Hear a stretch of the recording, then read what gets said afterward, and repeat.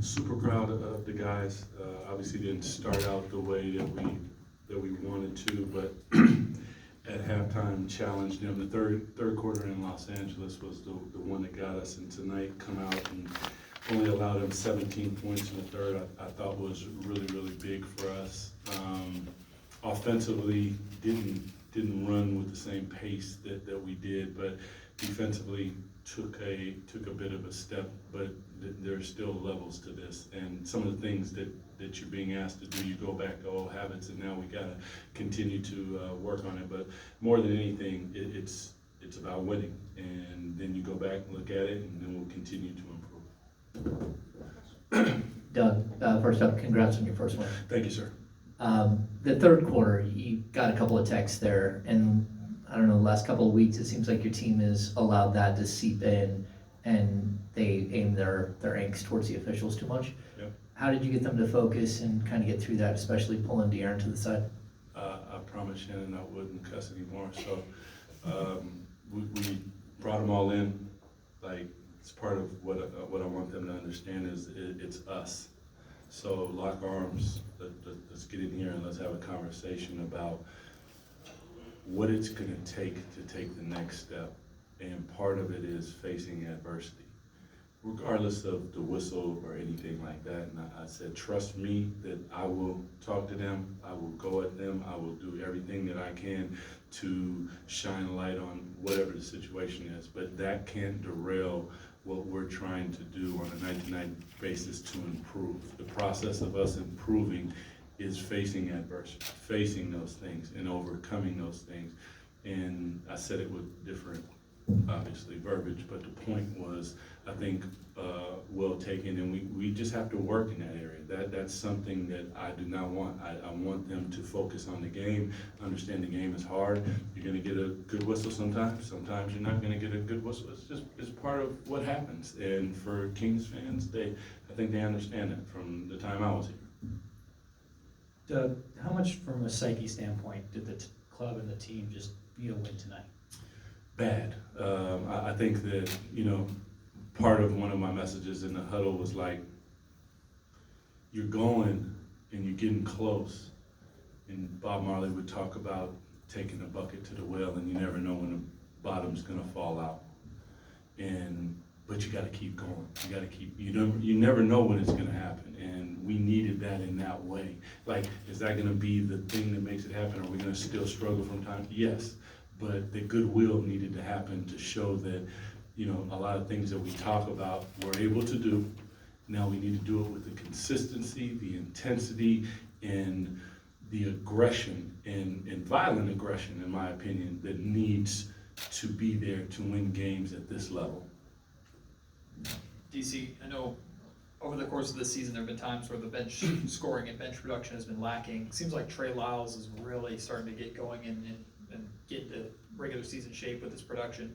How have you just seen his evolution over the last couple of weeks, and then can you talk about the impact that he had tonight? Yeah, he was big time. I mean, I've had a strained calf and lower injuries and different things, and I understand that when you come back, there's a trust issue with yourself, trying to make sure, and all the different things that go along with that. But to his credit, again, the fighting through, and he had a big time rebound, charge, threes, just playing with the type of pace and aggression that when he's all the way healthy that he plays with. So I gave him a big hug and told him thank you, because without him, without all of them, this was a team win, from our bench energy to our bench communication in the huddles to the starters to foul trouble. Like, you go across the board, and those are the things that I want to see, because this is a team sport. We are a team.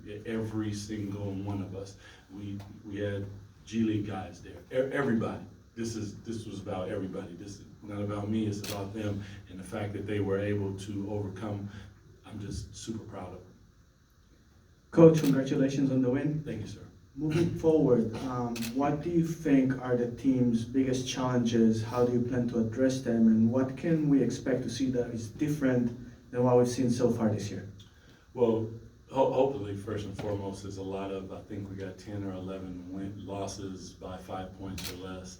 So those are the things that we have to improve upon. One of them that I said in the huddle was clutch rebounds. What I consider clutch rebounds is a shot goes up late in the shot clock and they get a rebound and then they get another opportunity. Those are the things that we got to shore up. But more than anything, it's the defense. Defense again, and defense to finish. That's where, if we're gonna make the jump. Offensively, I'm not worried. We have super elite players. We got one of the best guards in the league. We got if not the best, second best, whatever you want to consider, in Domas, like just an incredible talent as far as all around talent.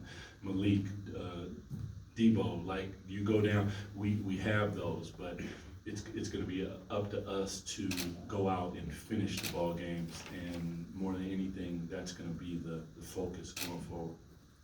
Coach, this is your second game, in the head coaching position. Has there been any moments in these last 2 games where you kind of forgot you was the head coach? No, no. When you sit in that seat, you know that you're in that seat for sure. Nah, man. I trust them, and I'm gonna be as good as they are, and as hard as they play, and all of those things. So, nah, I understand it. I understand what comes with that, and just trying to give them the wind underneath their wings to be as good as I know that they can be, and I think our fans want them to be. Doug, congrats. You're a fiery guy, emotional guy. I think you're a motivator from what I've seen and heard. When you look at your players, that group, what do you see and what do you want them to see when they look at you? I think in many ways your team takes on the personality of your coach, and I just want them to fight. And when they step inside those lines, it's always us versus them, and it's always us. And it doesn't matter when we leave. If we're friends with them, great. If we're not, that's fine too. We come here to win the ball game, and we come here to lock arms and do it together. That's my I like to have fun, so I want them to have joy and play with joy at the same time.